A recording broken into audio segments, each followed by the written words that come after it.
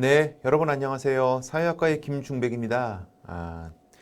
오늘은 6주차의 2차시 강의를 진행하게 되었습니다. 원래 오늘이 지금 이 녹화를 지금 진행하고 있는 것이 4월 23일 오전인데요. 제가 조금 강의 일정이 좀 잘 안 맞아가지고 오늘 아침 10시 반에 올렸어야 되는데 지금 강의를 촬영을 하고 있습니다. 그래서 오늘 오후에 여러분께 올려드릴 테니까 조금 늦어진 건 너무 죄송스럽고 여러분들의 넓은 양해를 부탁드립니다. 다음부터는 이런 일이 없도록 조금 더 신경을 써서 미리미리 일정을 미리미리 잡아놓도록 준비하도록 하겠습니다. 그리고 지금 학교에서 아직까지도 요 다음 일정, 5월 달의 일정이 완전히 나와 있지는 않습니다. 그래서 지금 대면 강의를 완전히 하게 될지에 대해서는 사실은 조금 좀 의심스러운 부분이 좀 있고요. 일단은 대면 강의를 할 수 있으면 좋겠지만 대면 강의가 어렵다는 것을 먼저 가정을 하고 전반적으로 진행을 하도록 하겠습니다. 그리고 이미 경희톡에 제가 말씀을 드렸다시피 이번 학기는 학교에서 발표한 바와 같이 절대평가로 진행이 되고 여기에 따라서 성적평가가 이루어질 것입니다.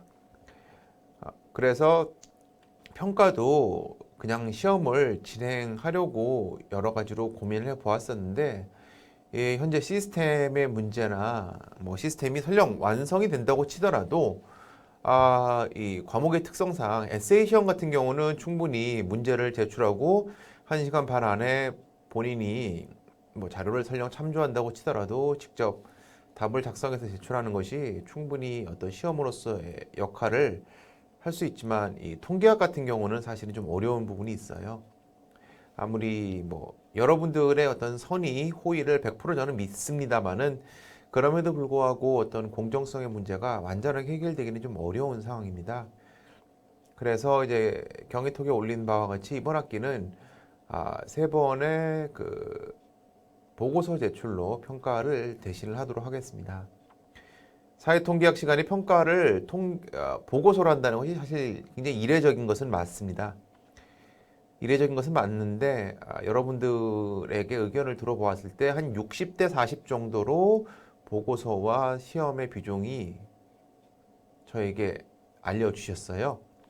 그래서 꼭 다수결로 하자는 건 아니고 보고서를 했을 때의 장점과 단점이 있고 시험과 보고서를 병행했을 때의 장점과 단점은 분명히 있습니다.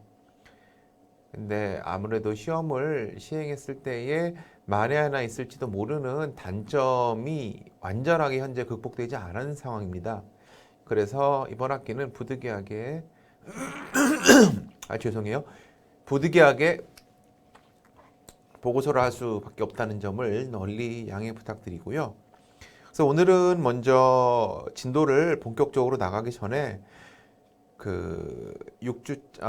보고서의 듀데이트와 양식에 대해서 먼저 설명을 드리는 것부터 시작을 하도록 하겠습니다. 근데 이 경희톡에 나와 있는 내용을 그대로 갖고 왔습니다. 경희톡에 그 내용이 나와 있으니까 그거를 보시면서 참조를 하시면 될 것 같습니다. 총 보고서는 3번을 제출하려고 현재 계획을 하고 있습니다. 첫 번째 보고서는 오늘이 4월 23일이니까 약 2주일 후에 있는 5월 5일까지로 1차적으로 듀데이트를 만들어 놨습니다. 그다음에 두 번째 보고서는 6월 2일, 아주 중요한 날이에요. 6월 2일. 네. 아주 여러분과 많은 관련성을 가진 사람이 이날 태어났습니다. 누구라고 말씀드리지 않겠어요. 자, 3차 보고서는 6월 25일로 지금 현재 계획을 잡고 있습니다. 그래서 거의 1차와 2차 사이는 조금 한 달 정도의 여유가 있고요. 2차와 3차 사이는 약 3주일 정도의 여유가 있습니다. 일정을 어떻게 잡을까 고민해 봤었는데 일단은 1차와 2차 보고서까지는 조금 여유를 넉넉하게 드리고 3차 보고서는 1차와 2차 보고서를 쓴 이후 조금 보고서에 익숙해졌을 것이기 때문에 여유를 조금 덜 드리도록 했습니다. 조금 이따가 말씀드리겠지만 1차 보고서 같은 경우는 기본적으로 신문 기사의 내용을 활용해서 작성하는 리포트이고요. 첫 번째 리포트는 아무래도 제일 처음에 익숙하지 않고 상대적으로 내용도 쉽기 때문에 25점, 전체 100점 만점 중에 25점을 제가 반영을 했습니다. 두 번째는 사회학 혹은 꼭 사회학이 아니어도 좋습니다. 왜냐하면 우리가 사회학과 이외의 학생들도 이 과목을 들으니까요. 사회학 이외에 본인의 전공 과목에서 활용되고 있는 이론이나 개념을 사용해서 우리가 6주, 7주 차부터 배우게 되는 가설, 아직은 배우지 않았어요. 가설 검정의 여부를 보고하는 리포트를 부과하였습니다. 그다음에 마지막 3차 보고서는 1차와 2차는 제가 작년까지 어느 정도 부과하던 형식의 리포트였는데 3차는 완전히 새로운 형식, 조금 다른 방식을 사용했습니다. 지금 사회학과 19학번 학생들은 많은 학생들이 지금 아마 정고은 교수님의 질적 연구 방법론을 듣고 계시리라 생각이 되는데요. 세 번째 보고서는 사회학에서의 질적 논문, 즉 질적 연구 방법론, 참여 관찰이 있을 수도 있고요. 뭐 담론 분석이 있을 수도 있고, 콘텐츠 어널리시스 있고, 뭐 인터뷰도 있을 수 있고, 다양한 방법이 있죠. 특히 우리 학과 같은 경우는 전국에 있는 모든 사회학과를 통틀어서 질적 연구 방법론을 잘 하시는 분들이 제일 많은 학과입니다. 이미 세 권의 굉장히 훌륭한 책을 쓰신 김종영 교수님, 우리 학교 경희 펠로우에 빛나는 김은성 교수님, 그리고 이번에 새로 들어오셔서 가족과 젠더 연구의 지평을 넓히고 계시는 정고은 교수님, 이 세 분 모두 질적 연구로, 즉 에세이나 이론과는 또 다른 직접 참여해서 인터뷰나 참여 관찰 등의 질적 연구 방법을 통해서 리서치 페이퍼를 쓰시는 세 분의 훌륭한 교수님이 계십니다. 그래서 이 세 분의 그 세 분의 논문만 읽어야 되는 건 아니고요. 어떤 논문도 좋지만 어찌되었건 여러분들이 공부할 수 있는 질적 연구 방법을 사용한 논문을 가지고 이 질적 연구 방법을 양적 연구 방법으로 전환시켜서 아마 2차랑 3차 보고서는 그 전에 다시 한번 더 말씀드리겠습니다만은 질적 연구 방법을 양적 연구 방법으로 전환시켜서 연구 문제를 만드는 연습을 하는 보고서를 제출하도록 하겠습니다.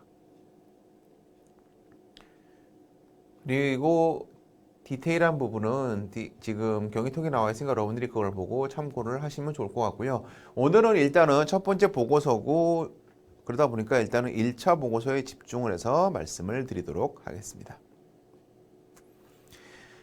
자, 먼저 공통적인 부분에 대해서 설명을 드리겠습니다. 제출 방식은 기본적으로 이 캠퍼스를 통해서 제출을 하는 것을 원칙으로 합니다. 즉 여러분들이 저에게 이메일을 내시는 것이 아니고 이 캠퍼스를 통해서 직접 제출하시는 겁니다. 이 캠퍼스에 한번 들어가 보겠습니다.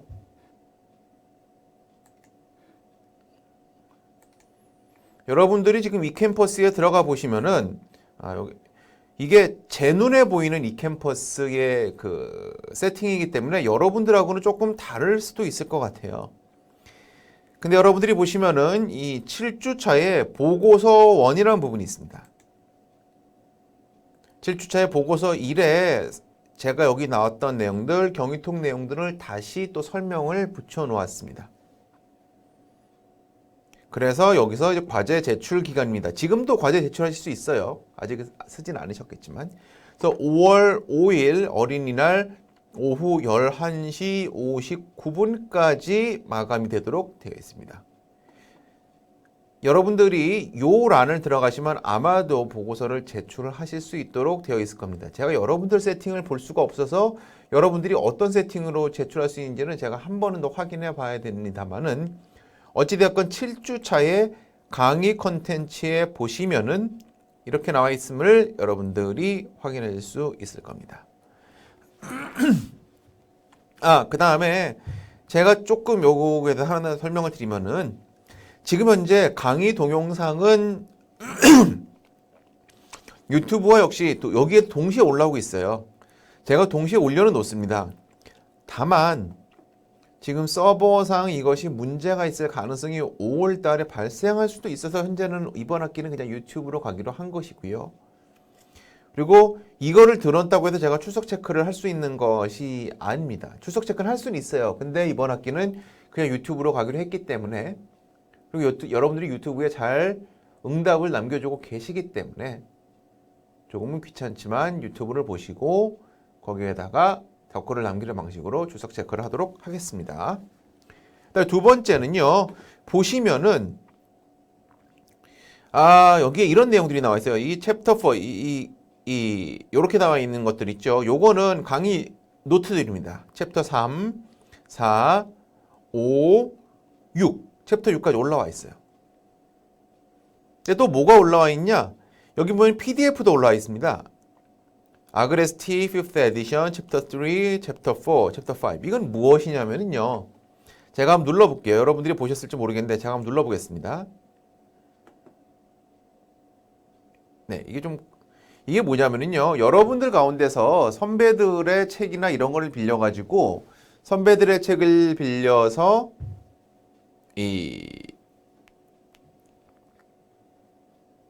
4판이나 3판을 빌려서 이번 수업을 듣는 학생들도 계실 수가 있어요. 그래서 원래는 제가 이번 학기에 또 이제 연습 문제를 이제 다음 시간부터 같이 풀려고 하는데 연습 문제를 풀 때 여러분들이 3판이나 4판을 가진 학생들을 위해서 이 5판의 연습 문제를 제가 스캔을 떠서 여기다 올려놓은 겁니다.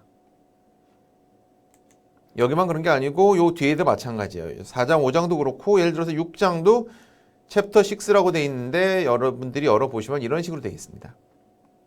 그러니까 이번에 5판을 새로 사신 분들은 상관이 없고요. 6판을 4판이나 3판을 가지고 계신 분들은 이거를 가지고 제가 수업 시간에 다음 시간부터 풀 연습 문제를 같이 확인하시면 될 것 같고요. 그다음에 일부 학생들 가운데서 연습 문제의 답안을 올려달라고 하는 학생들이 있었어요. 제가 지금 책이 없어가지고 제가 보는 책과 여러분이 보는 책이 같을 것이라고 생각이 되는데 제가 가지고 있는 책에는 홀수번은 다 답이 나와 있어요. 아마 짝수번인가 홀수번인가 둘 중에 하나 나와 있고 짝수번 다른 거 제가 책의 짝수였으면은 홀수 아니면 책의 홀수였으면 짝수에 대한 답은 안 나와 있어요. 여러분들이 그걸 보고 문제를 풀어보고 싶은 학생들이 있는 것 같은데 제가 지금 솔루션을 가지고 있습니다. 솔루션을 가지고 있으니까 이 솔루션을 제가 하나로 zip 파일로 압축을 해서 여러분께 올려드리도록 하겠습니다. 이 솔루션을 올려드리면은 여러분들이 그걸 보고 책에 답이 있는 문제들은 그걸 보고 문제를 풀면 되고 책에 답이 없는 문제들은 그걸 보고 확인하시면 되는데 다만 이 책에 있는 문제들을 모두 다 풀기는 어려워요. 저도 솔직히 말씀드리면은 저도 통계학을 이 문제 푸는 방식으로 공부하지는 않았기 때문에 사실은 모든 문제를 제가 다 원활하게 쉽게 풀 수 있을 것이라고 생각은 해주지 않으셨으면 좋겠어요. 그래서 제가 이 문제들 가운데서 여러분들이 풀어볼 만하고 풀어보면은 여러분들이 이 수업 시간에 제가 가르친 내용을 이해하는 데 도움이 될 만한 그런 문제들만 제가 골라서 수업 시간에 말씀을 드리고 그걸 집중적으로 여러분들이 풀어보시면 좋을 것 같기는 합니다. 근데 그럼에도 불구하고 여러분들에게 솔루션에 대한 부분은 곧 zip 파일로 하나로 묶어서 보내드리도록 하겠습니다. 그래서 마지막으로 말씀드리면은 여기에서 이걸 통해서 내시면 된다라고 생각하시면 될 것 같아요. 다시 돌아가겠습니다. 네. 제출 방식은 이렇게 이캠퍼스를 통해서 제출하시면 되고요. 다음 몇 가지 여러분들이 반드시 지켜주셔야 할 항목이 있어요. 물론 리포트는 내용이 제일 중요한 것이긴 합니다만은 리포트를 제출하는 양식도 적지 않게 중요합니다. 그래서 거기에 맞춰가지고 여러분들이 작성을 꼭 해주시기를 부탁을 드립니다. 자, 첫 번째, 전체를 각 리포트당 2쪽으로 작성합니다.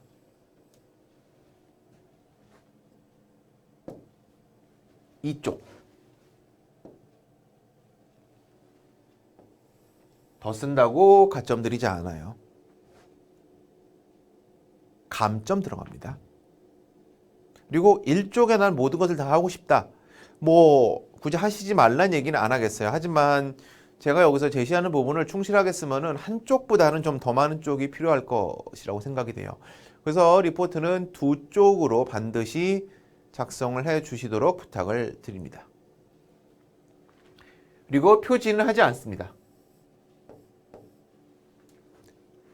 어차피 여러분들이 그 파일로 올리는 거기 때문에 뭐 표지를 해도 상관은 없습니다만은 제가 집에서 이 리포트를 읽을 때 어떻게 하냐면 이렇게 맞쪽 보기로 제 컴퓨터 스크린이 27인치니까 맞쪽 보기로 딱 언제든지 읽어보기 가장 편하게 하기 위해서는 여러분들이 두 쪽을 표지 없이 정확하게 내줄 때가 제일 좋습니다. 그래야 이제 가장 빠른 시간에 평가를 하고 여러분께 점수를 부과해 드릴 수가 있어요.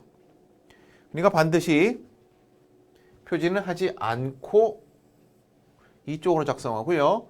1쪽 맨 위에 학과 학번 이름을 명기합니다. 이건 뭐 너무 당연한 얘기죠. 두 번째, 자신이 선택한 주제를 나타낼 수 있는 반드시 리포트의 제목을 표시해 주세요. 이게 왜냐하면은 신문 기사를 활용해서 제가 조금 이따 설명을 드리겠지만 신문 기사를 활용해서 여러분들이 리포트를 쓰는데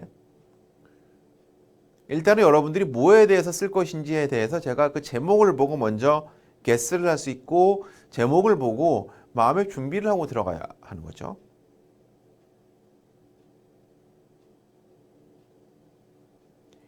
이 라이팅은 아카데믹 라이팅이자 non-fiction 라이팅이에요. 즉 픽션 라이팅이 아니죠. 다르게 표현하면은 픽션 라이팅처럼 정말로 기승전결이 있고 맨 끝에 반전이 있고 맨 끝에 무언가 밝혀지는 그런 것을 하는 것이 이것이 목적이 아니라 가장 짧은 시간에 내가 얘기하고자 하는 바를 이 글을 읽는 사람에게 전달해 주는 게 목표인 라이팅입니다. 그렇기 때문에 적절한 제목을 뽑아서 내가 이 글을 읽는 사람이 이 글을 끝까지 읽기도 전에 글 쓴 사람의 생각과 의도를 파악할 수 있도록 해주는 친절한 제시가 굉장히 중요해요. 그렇기 때문에 반드시 제목을 적절하게 뽑아 주시기 바랍니다.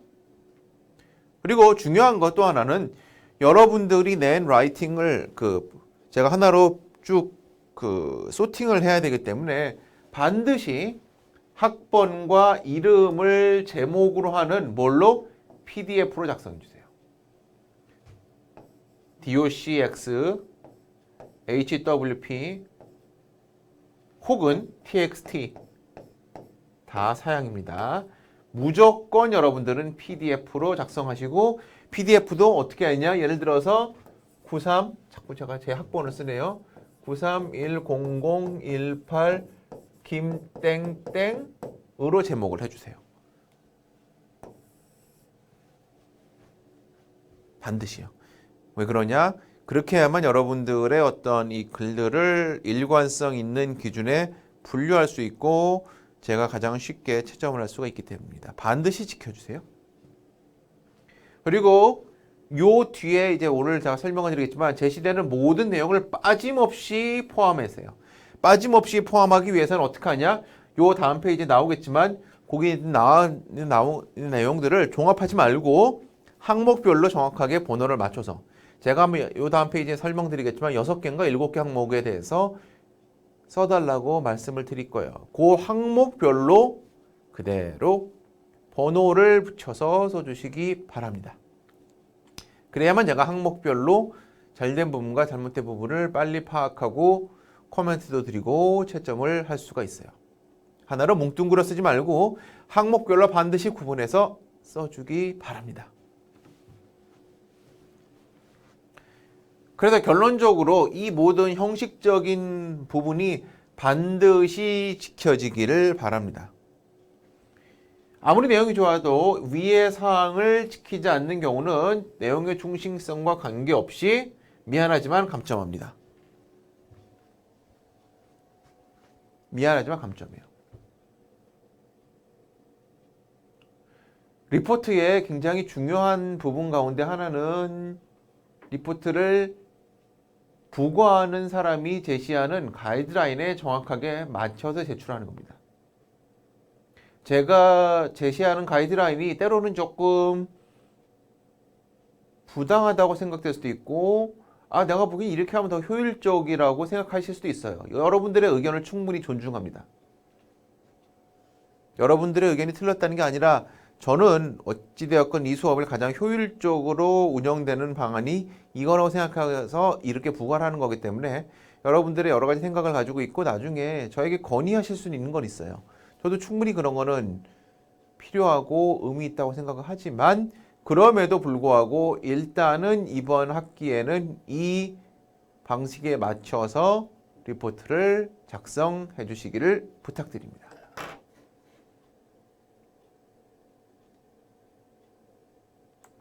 자, 그러면은 다음 페이지로 넘어가도록 할게요.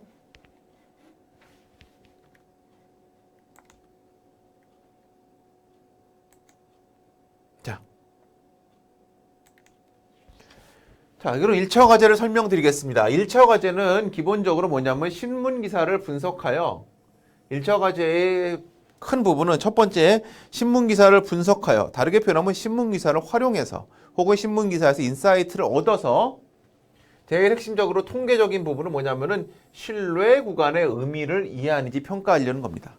지금 우리가 지난 6주차 1차 시 때 비율로서 가지는 신뢰 구간의 의미를 배웠어요. 여러분들이 기억나실지 모르겠지만 갤럽에서 95% 신뢰 구간에 플러스 마이너스 3.1% 구간 오차, 표준 오차를 그때 이야기가 났었죠. 즉 이 신뢰 구간이 가지는 의미를 설명하고 이거를 적용할 수 있는지를 평가할 것입니다. 그래서 1번은 여러분들이 어떤 거든 좋아요. 신문 기사든 칼럼이든 사설이든 하나를 선택하기 바랍니다. 뭐든지 상관없어요. 상관없고 선택해서 반드시 출처를 밝히고요. 그 내용을 간략하게 요약합니다. 어느 정도? 한 절반 정도? 반쪽 정도. 이거는 뭐 어렵지 않겠죠? 그리고 2번, 이 신문기사의 내용을 활용해요. 뭐 여기 브로드하게 직접 활용해도 좋고 여기서 인사이트를 갖고 와도 상관없습니다. 여러분들이 뭐 상관없어요. 여기서 어찌되건 핵심은 신문기사를 통해서 우리가 통계학적 적용을, 내용을 적용해 보는 게 우리의 목적이기 때문에 여러분들이 뭐 직접 갖고 와도 좋고 상관없어요. 더구나 이제 2차 혹은 3차 보고서에서는 여러분들의 조금 오리지널 퀘스천이 중요하지만 1차에는 일단은 여러분들이 신뢰 구간의 의미를 정확하게 알고 있고 변수를 측정할 수 있는 방법을 정확히 알고 있느냐가 중요한 거기 때문에 여기에서는 제가 이거 엄청나게 중요하게 생각하지 않을 거예요. 이 신문기사의 내용을 활용하거나 적용해서 여러분들이 관심을 가지게 되는 사회적인 이슈나 사회적인 문제를 하나 선정하도록 하세요. 뭐 그 내용을 그대로 적용해도 좋지만 어찌되었건 그 내용과 연결돼서 여러분들이 나는 예를 들어서 사회 뭐 불평등에 관심이 있다라고 얘기할 수도 있고요. 내지는 뭐 가족 구조에 관심이 있다라고도 얘기할 수도 있고, 아니면 뭐 인과적인 특성, 아니면 교육의 분포, 내지는 문화 자본, 여러 가지가 있을 수 있죠. 제가 몇 가지에 뭐 제가 제한하지는 않겠어요. 그리고 이러한 사회적인 이슈를 밝히기 위해서는 어찌되었건 어떤 사회적인 이슈에 대해서 관심이 있으면은 과연 이 사회적 이슈가 우리 사회에서 실제로 어떤 형태로 나타나고 있는지 정확한 정보를 먼저 우리가 알아야 합니다. 알기 위해서는 필요한 정보가 무엇인지 밝히고, 즉 예를 들어서 내가 불평등에 대해서 관심이 있다. 그럼 만약에 불평등에 대해서 관심이 있으면은 어떤 불평등? 여러 가지 불평등이겠지만 만약에 소득 불평등에 대해서 관심을 가지고 있다. 좋아요.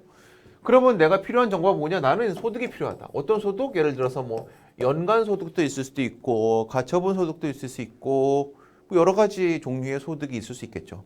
무엇이 필요하다라고 밝히세요.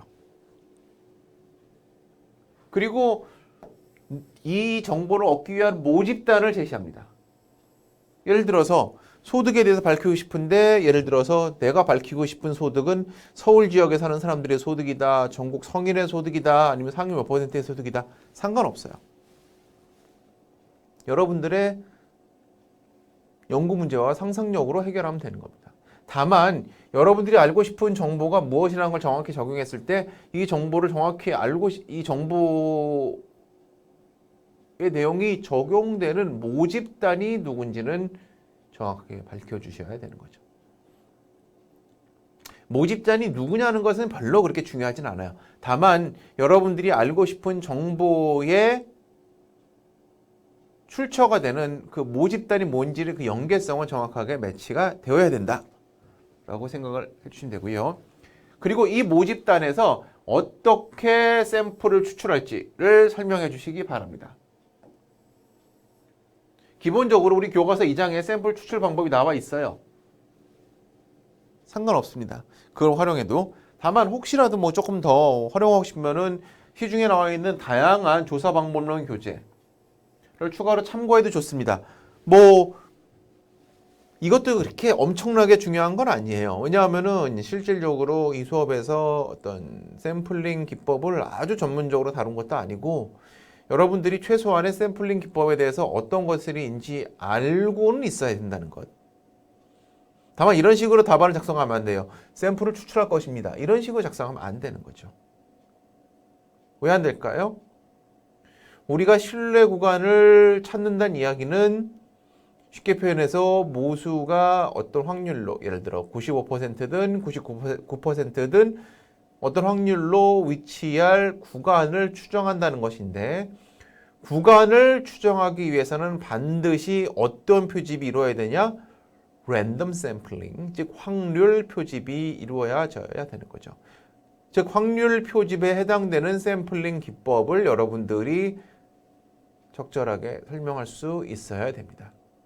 지금 이 자리에서 확률 표집에 대한 샘플링 기법이 뭔지 말씀드리진 않겠어요. 여러분들이 그 정도는 충분히 찾아보고 교과서를 보면 나와 있으니까요.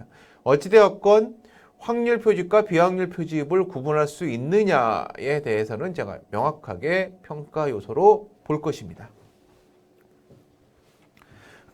여기서부터 점점 중요해져요. 이 정보를 얻기 위해서 필요한 변수를 제시합니다. 변수를 몇 개? 한 개를 제시합니다. 어차피 우리는 신뢰 구간 하나 구할 거니까. 나중에 2번이나 3번에서처럼 가설을 구할 때는 가설 검증으로 연구 문제를 해결하려고 할 때, 연구 문제를 설정할 때는 변수가 2개 이상 필요할 수가 있어요. 하지만 적어도 여기에서는 우리는 변수는 하나면은 족하다라고 말씀을 드리도록 하겠습니다. 변수를 필요한 제시라고요. 이 변수가 인터벌 베리어블이건 등간 변수건 노미널 베리어블이건 혹은 여긴 적지 않았지만 오르디널 베리어블은 상관은 없어요. 왜냐하면 우리는 평균 혹은 비율을 구하면 되기 때문이죠. 왜? 우리가 아직까지는 평균에 대해서 안 배웠지만 7주차 1차 시대 평균에 대한 신뢰 구간을 구하는 방법을 배우게 될 거거든요. 그리고 이미 비율에 대해서는 배웠죠. 즉 노미널 베리어블에서 값들의 분포가 나와 있는 비율의 신뢰 구간을 우리는 구하는 법을 배웠죠. 그러니까 어떻게 된 건 상관없어요. 즉 아까 소득 같은 경우로 봤을 때 소득을 단순하게 물어볼 수 있어요. 당신의 소득이 우리나라 2018년, 19년 중위소득 기준으로 높습니까? 낮습니까? 라고 물어볼 수도 있고 그냥 당신의 연간 소득은 얼마입니까? 물어봐도 돼요. 상관없어요.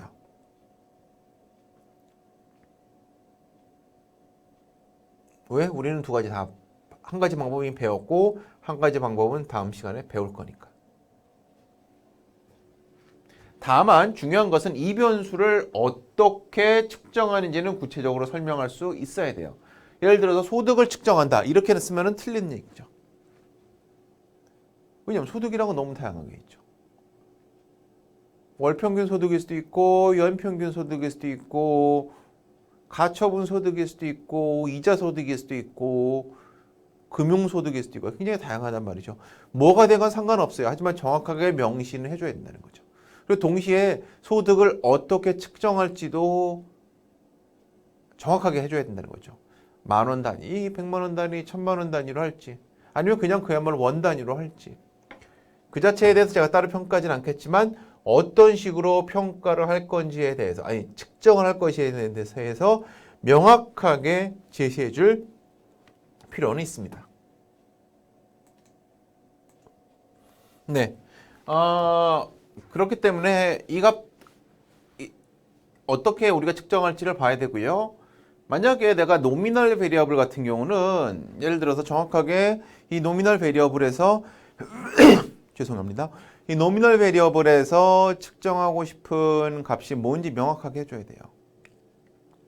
예를 들어서 남성과 여성으로 보고 싶다 그러면은 남성과 여성이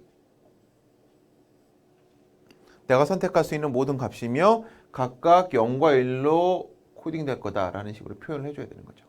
여기서 굉장히 조심하셔야 되는 거는 여러분 노미널 베리어블을 우리가 선택하는 건 참 좋은데 노미널 베리어블에서 우리가 선택할 수 있는 그 선택지가 포괄적이어야 됩니다. 예를 들어서 만약에 어떤 거 하면 좋을까요?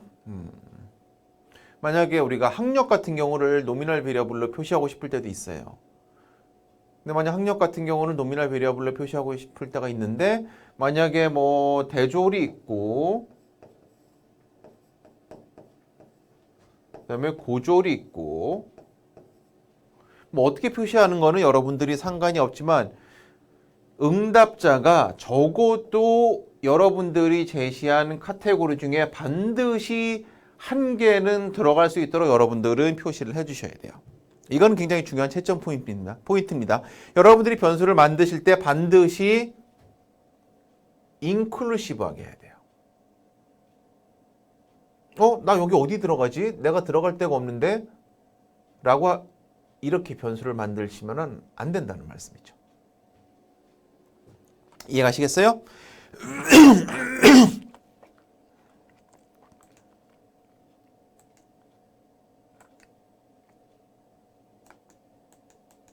자, 만들었습니다.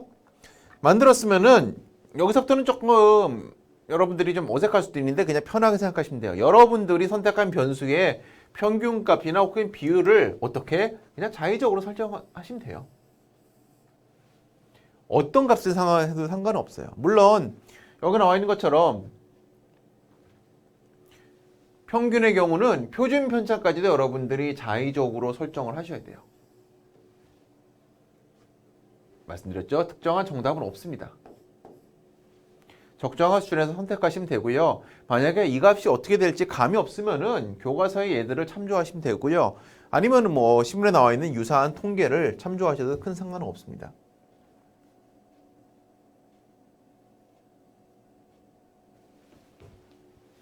비율 같은 경우는 표준 편차를 여러분들이 구하셔야 돼요.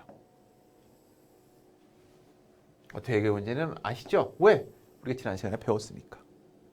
비율은 따로 표준 편차를 값을 몰라도 돼요. 왜냐하면 우리가 가지고 있는 표본 비율을 가지고도 표본 비율의 표준 편차를 구할 수가 있으니까.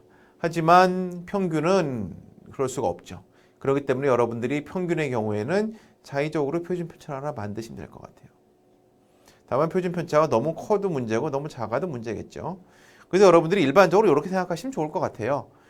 여러분들이 어떤 평균값을 구했죠. 만약에 소득의 값을 구했어요. 만약에 소득의 평균값을 구했는데 그냥 그 정규분포의 성질을 좀 활용하셔가지고요. 이게 정규분포와 유사하게 나온다고 생각했을 때 여러분들의 평균값 M에서 만약에 플러스 3 스탠다드 디비에이션 했을 때 이 값, 다음에 마이너스 3 스탠다드 디비에이션 할 때 이 값이 거의 여러분들이 생각했을 때 상상할 수 있는 리즈너블한 값, 범위 정도에 들어갈 수 있도록 하시면은 큰 문제는 없지 않을까라는 생각이 들어요. 표준 편차를 굉장히 작게 잡으셔도 좋고 뭐 굉장히 크게 잡으셔도 좋고 상관은 없습니다. 왜냐하면 표준 편차라는 것은 무엇에 굉장히 좌우되느냐? 아웃라이어에 좌우가 되죠. 그때도 말씀드렸죠. 우리가 아무리 저 같은 사람이 100명이 모여 있어도 갑자기 여기 이재용 회장 같은 사람이 한 사람 들어오면은 우리의 평균도 변하고 표준 편차도 엄청나게 달라진다라고 말씀을 드렸죠. 그러니까 그냥 여러분들이 표준 편차의 값은 적절하게 한 요 정도가 나오게 그냥 해주시면은 큰 문제가 없지 않을까 싶어요. 뭐 표준 편차를 너무 크게 잡았다, 적게 잡았다 그런 거에 대해서 제가 특별히 뭐 마이너스를 드리거나 그러진 않습니다.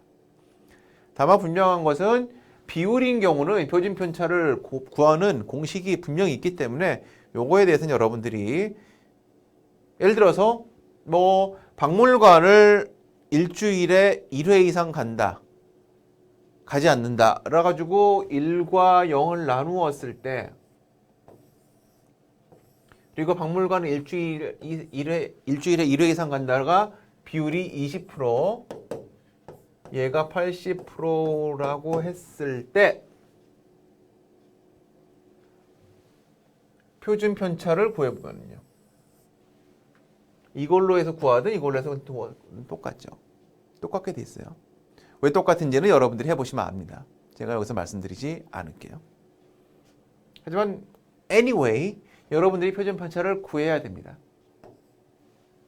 그리고 마지막으로 6번이 하이라이트죠. 여러분들이 95% 신뢰도에서 신뢰 구간을 구합니다. 다만 이때 표본값을 500과 1000으로 각각 구해보세요.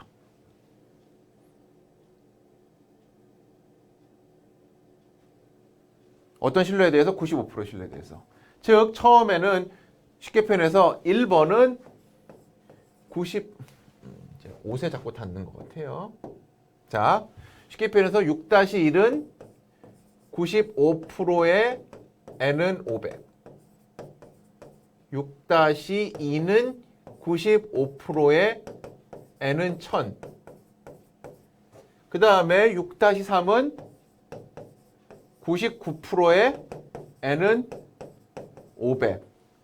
6-4는 99%의 n은 1000. 즉 4개를 신뢰 구간을 여러분들이 구해 보시는 겁니다.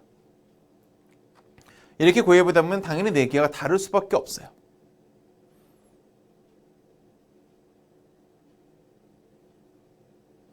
이렇게 구한 다음에 이 4개의 신뢰 구간을 각각 설명하고 무슨 얘기냐? 이 4개의 신뢰 구간의 의미가 설명해야 되는 거죠. 즉 6-1의 신뢰 구간이 가진 의미 6-2가 이 신뢰 구간이 가지는 의미를 여러분들이 설명해 주시기를 부탁드립니다. 그리고 신뢰도가 달라질 때 어떤 변화가 생기는지 그다음에 표본값이 달라질 때 어떤 변화가 생기는지 설명하면 됩니다. 그리고 결론적으로 표본 통계치와 모수와의 관계를 설명할 때 이 신뢰 구간이 가지는 의미에 대해서 설명을 하면 됩니다. 즉 쉽게 표현해서 결국은 신뢰도가 달라지고 표본의 크기가 달라짐에 따라서 신뢰 구간이 어떻게 달라지는지의 의미를 설명하시면 되는 거예요. 요거는 이미 지난 시간에 제가 여러 번 말씀을 드렸습니다. 그래서 여기까지 여러분들이 다 하시면은 제 생각에 한 2쪽 정도면은 충분할 것 같고요. 여러분들이 5장까지 배우는 내용 가운데서 제일 중요한 부분인 CLT와 신뢰 구간 표준 오차죠. 표준 오차를 잘 이해했는지 여부가 아마 판단이 되지 않을까라는 생각이 됩니다. 기본적으로 지금까지 1차 과제를 어떤 식으로 여러분들이 해주시면 좋은지에 대해 설명을 드렸어요. 여기에 맞춰서 여러분들이 두 쪽짜리로 만들어서 리포트를 5월 5일까지 이 캠퍼스에 제출하시면 됩니다. 그리고 중간중간에 언제든지 모르는 부분이 있으면은 저에게 질문을 주시면은 제가 그 부분에 대해서 답변을 드리고 지금 하고 있는 것처럼 경위톡에다가 그 분들의 질문과 답변을 제가 공유하도록 하겠습니다.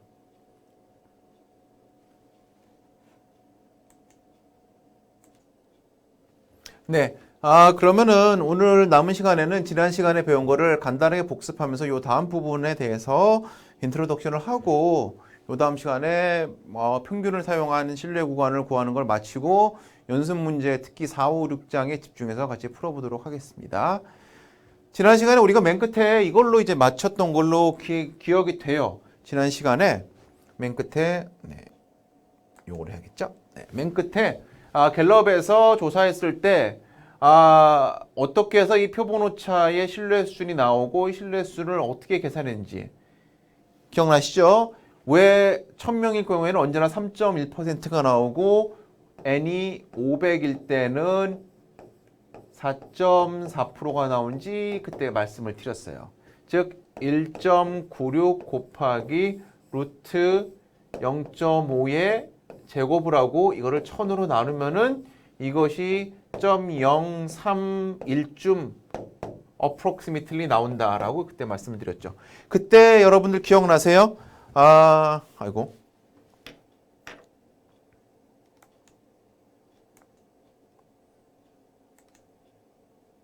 네. 그때 제가 서세혁 학생까지 물어봤던 것 같은데, 자, 오늘은 송소영 학생 이게 잘 듣고 있죠?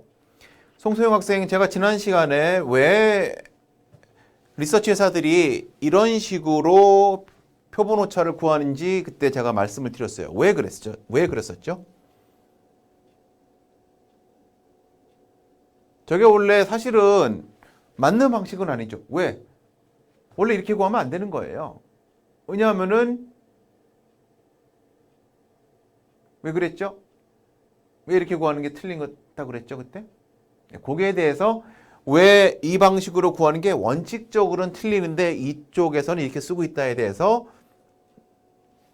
송소영 학생이 답안지를 의견을 제시해 주도록 하세요. 그리고 요거는 굉장히 중요한 부분이기 때문에 안나영 학생도 왜 여론조사 회사들이 저렇게 사용하는지에 대해서 댓글에다가 유튜브 댓글에다가 반드시 설명을 적어주시면 좋겠습니다.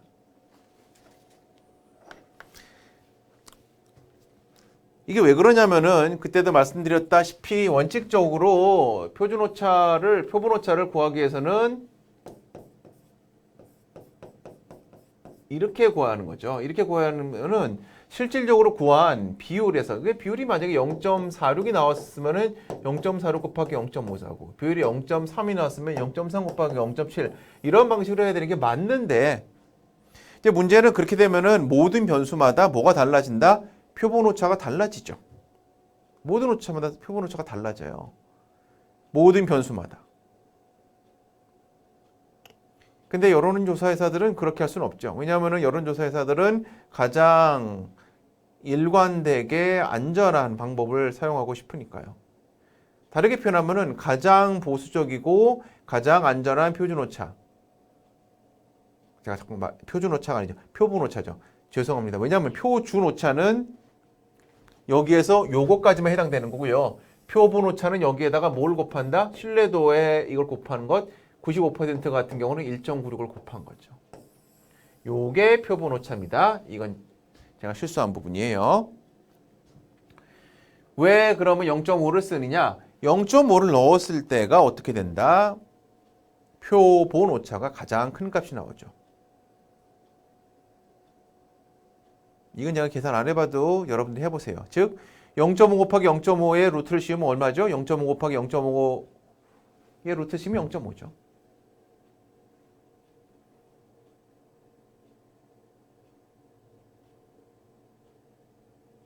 만약에 0.4 곱하기 0.6, 0.24. 0.3 곱하기 0.7은 0.21. 제가 그래서 지난 시간에 말씀드렸을 거예요. 왜 이럴 수밖에 없냐? 파이 빼기 파이 제곱을 뭘로? 최대값으로 만드는 값을 구해야 되기 때문이죠. 그러면은 제가 알고 있는, 그 다음에 아마도 여러분들이 알고 있는, 아직까지 머릿속에 여러분들 머릿속에 남아있을지 모르겠지만 요거의 최대값을 구하는 것을 우리가 고등학교 수학 시간에 배웠죠. 어떻게? 네, 이걸 미분하는 거죠. 미분하면은 1 빼기 2분의 파이가 되는 거죠. 저도 사실은 미분을 언제 배웠느냐? 1991년에 배웠기 때문에 제가 알고 있는 미분은 저기까지가 답니다. 부끄럽지만. 쉽게 표현해서 이렇게 되는 거잖아요. 그래프를 그리면은 이렇게 되는 거잖아요. 이렇게 되기 때문에 그러면 이 최고점이 나오는 저기가 어디냐? 이게 바로 0.5인 거죠. 그래서 가장 보수적이고도 안전한 표본 오차를 구하기 위해서 0.5를 사용한다 라고 생각하시면 될 것 같아요. 그래서 이렇게 구하는 거고, 그럼 왜 이건 6.9일까요? 얘는 0.3인데 얘는 3.1인데 왜 이건 6.9일까요? 표본수가 작으니까. 표본수가 작잖아요. 이것도 표본수가 작으니까. 그래서 여러분 제가 그때 말씀드렸을지 모르겠지만 우리가 출구조사 같은 걸 이제 선고가 끝났죠. 출구조사 이번에는 뭐 출구조사가 그래도 비교적 잘 맞은 편이라고 생각이 되는데, 왜냐면 사실 워낙 접전인 지역도 많지가 않고 워낙 정치 지형상 이번에는 여당이 유리한 지형이었기 때문에 전반적으로 보았을 때 대통령 선거는 출구조사라는 경우 틀리는 경우가 매우 드물어요. 왜 매우 드물 수밖에 없을까요? 대통령 선거는. 양현정 학생, 대통령 선거는 출구조사를 했을 때 왜 틀리는 경우가 상대적으로 굉장히 적을까요? 왜일 것 같아요? 왜 출구조사를 했을 때 대통령 선거 같은 경우는 뭐가 엄청나게 크다? N이 엄청나게 크죠. 표본 개수가 엄청나게 크죠. 전국이 단일 선거구니까. 근데 국회의원 선거는 어떻게 돼요? 전국이 249개 선거구, 250개인가요? 나눠져 있죠. 그래서 한 선거구당 우리가 얻어낼 수 있는 N이 굉장히 적어요. 예를 들어서 제가 아침마다 출근하는데 저한테 조사해봤자 소용이 없는 거죠. 왜? 저는 서초구에 사는데 저는 이 동대문에서 안규백 후보나 허영범 후보에 대해서 투표할 수 없는데 저 같은 사람 뽑아봤자 소용이 없는 거예요. 그래서 우리가 살고 있는 지역과 행동하는 지역과 일하는 지역이 다 다르기 때문에 실질적으로 엄밀한 조사를 뽑아내기가 좀 어려운 거죠. 그렇기 때문에 N의 수가 작기 때문에 N의 수가 작으면 그만큼 범위가 큰 거죠.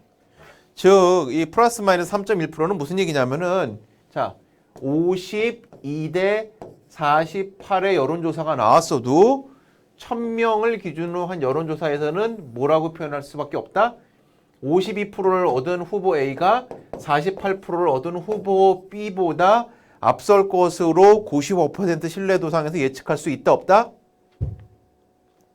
없죠. 왜? A 후보가 얻은 52%는 샘플치기 때문에 실제로 A 후보가 모집단에서 얻으리라고 예상되는 숫자. 다르게 표현하면 모수는 어떻게 되냐? 여기에서 플러스 마이너스 어떻게? 3.1% 안에 위치할 확률이 95%인 거예요. 그나마 95%인 거예요. 즉 49에서 55 사이에 위치할 확률이 95%고요. 얘는 어떻게? 45에서 51까지 위치할 확률이 95%인 거죠. 물론 확률상으로 이 안에 위치할 확률이랑 이 안에 위치할 확률을 보면은 모수가 여기에서 위치하고 여기에서 위치해서 모수가 얘보다 얘가 여기 있는 모수가 여기 있는 모수보다 클 가능성은 많지만 그럼에도 불구하고 95%로 하면은 저거는 한계가 있는 거죠. 근데 만약에 99%를 해볼까요? 99%를 해보면은 아마도 2.58 곱하기 0.5 나누기 루트 1000이에요. 제가 한번 계산해 볼게요.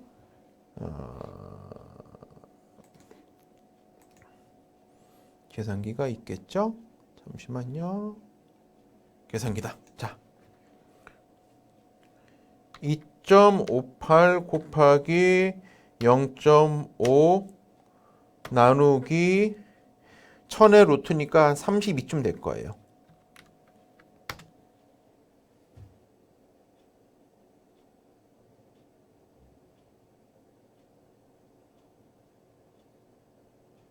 그쵸?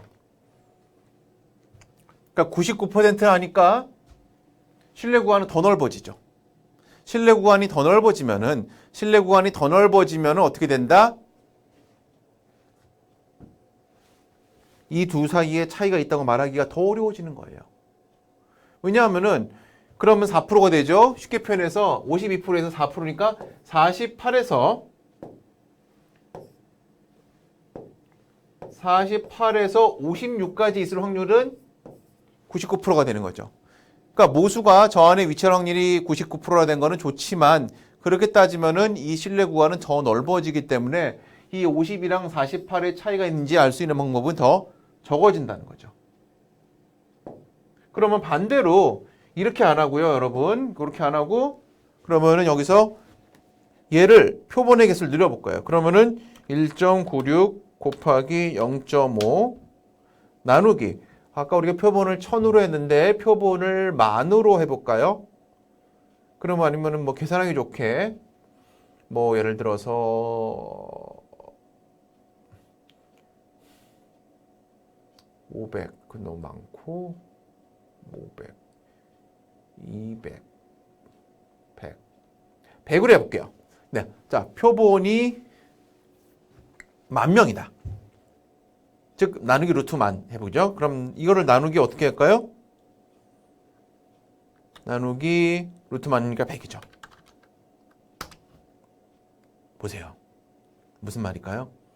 표본을 10,000명으로 늘리면은요. 표본 오차가 어떻게 된다? 0.0098% 1% 정도로 줄어들어요. 만약에 표본을 10,000명으로 늘렸으면요. 다르게 표현하면은 아까 우리가 만약에 52랑 48 했을 때 표본을 10,000명으로 늘렸으면은 만약에 똑같은 95% 실내 구간에도 위치할 확률이 51에서 53이고요. 얘는 47에서 49죠. 그럼 95% 신뢰도에서 보았을 때 모집단이 이 안에 위치할 확률이 95%고 이 안에 위치할 확률이 95%예요. 물론 이 바깥에 위치할 확률이 배제할 수는 없어요. 그 바깥에 위치할 확률이 각각 5%씩은 되겠죠. 그럼에도 불구하고 우리가 일반적으로 95% 신뢰도 수준에서는 이 52가 48보다 유의미하게 범위 밖에 있다라고 이야기할 수가 있는 거죠. 그럼 다시 돌아가면 아주 간단한 얘기예요. 표본의 수가 커지면 커질수록 표본 통계치가 어디에 근접할 가능성이 높아진다? 모수에 근접할 가능성이 높아지기 때문에 신뢰 구간도 그만큼 더 정교해지게 되는 거죠. 네. 어찌 보면 당연한 얘기지만 이걸 가지고 여러분들이 지난 시간에 배운 거를 좀 기억해 주시면 좋겠고요. 이제 거의 맞춰가고 있어요. 거의 맞춰가고 있고 이제 7주차 1차 시대 뭘 할 건지에 대해서만 제가 간단하게 말씀드리고 오늘은 끝내도록 하겠습니다. 네, 잠깐만요. 이거 싹 지워버리고요. 그래서 7주차 1차 시 같은 경우는 Confidence Interval for a Mean. 그래서 기본적으로 똑같아요. 기본적으로 다 똑같은데 오직 두 가지만 차이가 있어요. 기본 원리는 똑같은데 뭐가 차이가 있냐? 첫 번째, 프로포션 같은 경우는 비율인 경우고 비율인 경우는 어떤 케이스가 벌어졌다, 벌어지지 않았다로만 보는 거기 때문에 표본과 모집단 사이에 그 추정할 때 우리는 그냥 지분포를 사용하면 돼요. 근데 평균 같은 경우는 그렇게 사용하지 않고 표본과 모수 사이의 관계를 추정하기 위해서는 또 다른 확률 분포인 T분포를 사용하게 됩니다. 왜냐하면은 왜 이 T분포를 사용하게 되냐면은 표본의 개수에 따라서 신뢰 구간의 정교함을 차이나게 적용할 수 있는 우리가 또 다른 신뢰 확률 분포가 필요하기 때문이죠. 쉽게 표현해서 이거예요, 여러분. 자, 50개짜리 표본과 1000개짜리 표본과 10,000개짜리 표본을 우리가 가지고 있을 때 기본적으로 표준 오차가 차이가 나죠. 그건 이미 알고 있죠. 근데 이것만 가지고 끝나는 것이 아니고요. 50개짜리 표본을 가지고 신뢰 구간을 구할 때의 가능한 정도와 10,000개짜리를 했을 때의 차이가 우리는 평균일 경우에는 만들어줘야, 이걸 감안해야 한다는 거예요. 왜냐하면 50개짜리 표본으로 구한 신뢰 구간보다는 무엇가 10,000개짜리 표본으로 구한 신뢰 구간이 훨씬 신뢰할 수 있기 때문이죠. 기본적으로 표준 오차가 작아지는 것은 물론이거니와 신뢰 구간 자체를 구하는 이 분포의 정도도 차이를 두어야 된다는 거예요. 그래서 기본적으로 우리가 지난 시간에 배운 비율로서 구하는 것과 다 같지만 표본의 개수에 따라서 다른 확률 분포를 적용해야 된다. 그것만 여러분들이 적용을 하시면 됩니다. 나머지는 다 똑같아요. 그래서 basically same rule with proportion large random samples.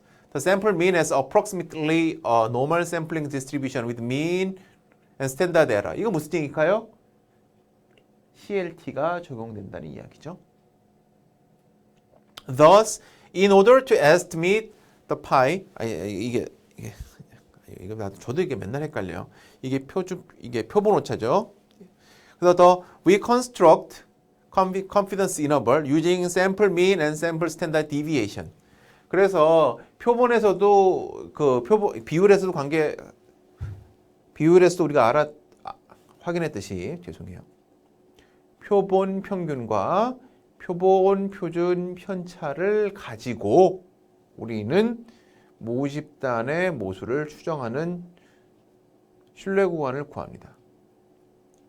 다만 차이는 뭐냐면은 비율 같은 경우는 비율만 알면은 자동적으로 표준 편차가 구해지지만 인터벌 베리어블 같은 경우는 평균 따로 표준 편차 따로 구해야 되기 때문에 거기서 좀 차이가 있는 거죠. 그래서 샘플 민이 곧 포인트 에스티밋이고요. 플러스 마이너스 컨피던스 레벨 Z 스코어. 그래서 이거는 기본적으로 무슨 얘기다? 우리가 비율할 때는 Z 스코어를 썼어요. 그다음에 여기다 곱하기 스탠다드 에러, 마진 오브 에러를 하는 건데 그리고 이것의 의미는 뭐냐? 예를 들어서 이것이 95% 같은 경우는 we can be 95% confident that the population mean lies within 1.96 standard errors around the sample mean.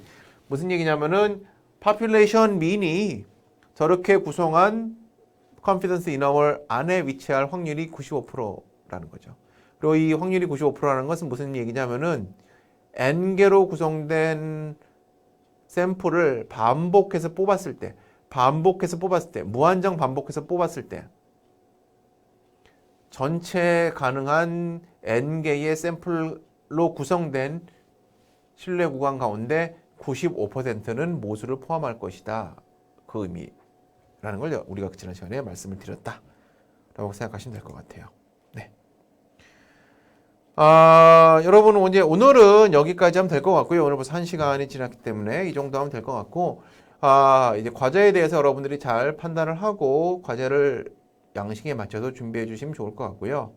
과제를 잘하기 위해서는 다시 한번 인스트럭션을 잘 살펴보고 내가 인스트럭션에 맞춰서 과제를 하고 있는지를 반드시 2번, 3번 체크하고 제출을 해주기 바랍니다. 그리고 중간중간에 물어보고 싶은 부분이 있으면은 저에게 말씀을 주시면은 제가 공유를 하고 답변을 드리고 공유를 하고 그렇게 하도록 하겠습니다. 네, 오늘도 제가 이거 강의를 좀 잘라서 올리겠다는 생각이 드는데 하지만 동시에 이게 출석 체크 때문에 잘라서 하는 게 너무 쉽지가 않아가지고 일단은 뭐 1시간을 이제 통으로 이렇게 찍고 있어요.